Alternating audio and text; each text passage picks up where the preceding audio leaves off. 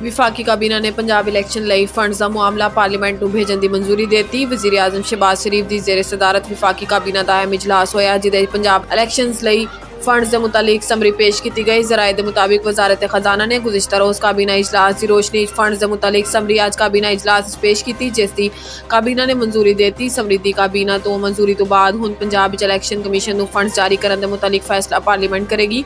इस हवाले तो वज़ीर कानून आज़म नज़ीर तारड़ ने कहा है कि इलैक्शन कमीशन नूं फंड्स देने का मामला पार्लीमेंट नूं रैफर कर दिता गया है। यह मामला बिल की सूरत विच पार्लीमेंट च आएगा। वाज़ेह रहे कि सुप्रीम कोर्ट ने 4 अप्रैल नूं हुक्म दिता सी कि विफाक 10 अप्रैल तक 21 अरब रुपए इलैक्शन कमीशन नूं दे। इलैक्शन कमीशन 21 अप्रैल नूं रकम के मुतालिक रिपोर्ट सुप्रीम कोर्ट विच जमा कराएगा।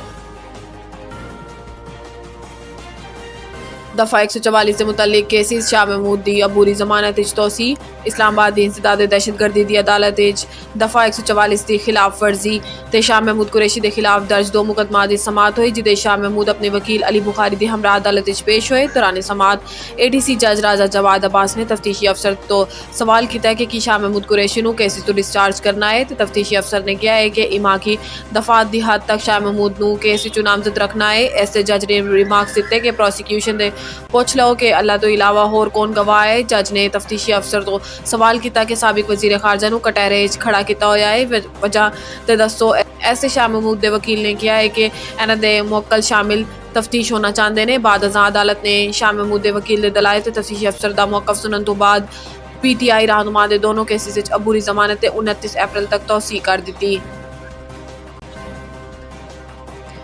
स्पीकर कौमी असम्बली ने आइन पाकिस्तान 1973 की यादगार का संगे बुनियाद रख दिता। पार्लीमेंट हाउस के सदर दरवाजे से 1973 के आइन की मंजूरी की तस्वीरी नुमाइश का एहतमाम किया गया। स्पीकर कौमी असम्बली ने आइन पाकिस्तान की यादगार का संगे बुनियाद रख दिता। आइन पाकिस्तान 1973 की यादगार का संगे बुनियाद रखने की तकरीब के मौके पर स्पीकर कौमी असम्बली राजा परवेज अशरफ ने खिताब किया। स्पीकर कौमी असम्बली ने जमहूरीयत के गुमनाम हीरोज़ की यादगार ते फुलों की चादर चढ़ाई। तकरीब नाल खिताब करते हुए राजा परवेज अशरफ का कहना है कि अज 10 अप्रैल 2023 को आइन पाकिस्तान के 50 साल मुकम्मल होने की तकरीबात का आगाज़ कर रहे हैं। आइन का मुतफिका मंजूर होना एक कामयाबी है। 1973 आइन मुतफिका तौर पर मंजूर किया गया सी। दस्तूर पाकिस्तान की यादगार की तामीर एक मुस्बत अहम कदम है। स्पीकर कौमी असम्बली ने कहा है कि किसी भी मुल्क का आइन ऐसी तारीख के संगे मेल की हैसियत रखता है। मोहसिना नूं याद रखने वाली कौमां ही अगे वधदियां ने। आइन की आगाही लई जरूरी है कि असीं 10 अप्रैल तारीखी दिन के तौर पर मनाइए। राजा परवेज अशरफ का मजीद कहना सी कि उम्मीद है कि CDA इस यादगार की तामीर जल्द मुकम्मल करेगी। यादगार के डिज़ाइन लई मुल्क गिर मुकाबला होएगा। डी चौक ते यादगार की तामीर दे नाल एक बाग भी तामीर होएगा, जिसका नाम बाग दस्तूर होएगा।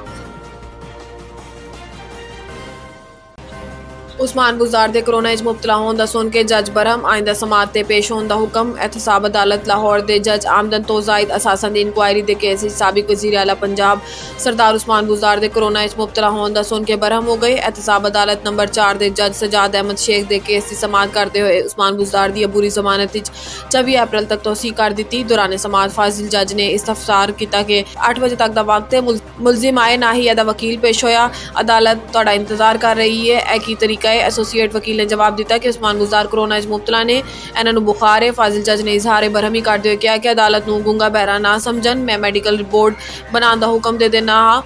DG खान के हस्पताल तो कोरोना की रिपोर्ट तैयार करा ली गई है। यह वो हस्पताल है जिसका खुद उस्मान बुज़दार ने इफ्तिताह किया सी। अदालत ने हुक्म दिता है कि आइंदा समात है उस्मान बुज़दार पेश होन, वरना इसकी जमानत खारिज कर दी जाएगी। ऐसे करप्शन के संगीन इल्जामात ने अदालत पेश ना होए तो एवं नहीं चलेगा।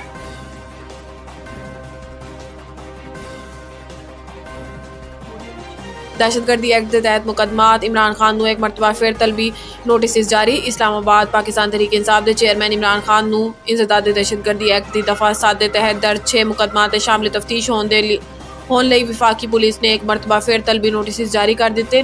नोटिस CTD के इंस्पैक्टर मोहम्मद अशरफ की जानिब तो जारी किए गए। अलग अलग जारी तलबी नोटिस किया गया है कि इमरान खान 11 अप्रैल को थाना रमना ते CTD इंसदाद दहशतगर्दी के दफा 7 के मुकदमात शामिल तफ्तीश होन। नोटिस दसिया गया है कि मुकदमात के मुताबिक इमरान खान पुलिस ते हमले करवान, सरकारी और निजी अमलाक को नुकसान पहुँचान, जलाओ घेराव ते सिक्योरिटी स्टाफ ते हमला कराने के इल्जामात के तहत दर्ज मुकदमात CPO दफ्तर इस्लामाबाद पुलिस लाइन्स दिन 2 बजे आकर शामिल तफ्तीश होने की हदायत की गई।